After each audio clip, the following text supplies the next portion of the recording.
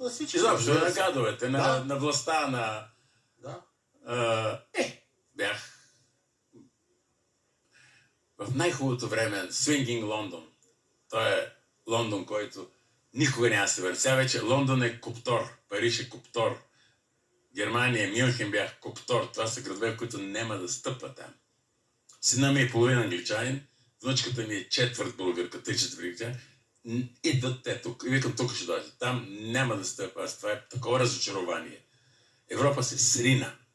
Там не можеш практически първо да видиш бял човек. И те сега си плащат това, дето са владеели света, и им раздадоха паспорти, сега те им се натресаха и казаха сега... Империята се събра в Лондон. Най-после. И много хубаво им го връщат тъпкано сега. С този смисъл,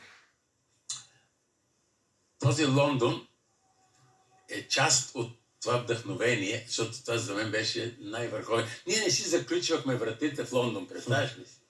Уния години. Такова спокойствие. Можеш да си представиш какво е това да не си заключваш вратата в Лондон. 12 милиона от цял свет събрани.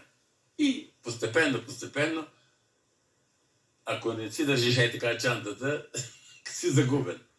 В този смисъл тия вдъхновения, самия Лондон, а там тази история, това, че той е единствения град, който не е мръднал от средните векове. Париж не е такъв. Германия, това са разрушавани града.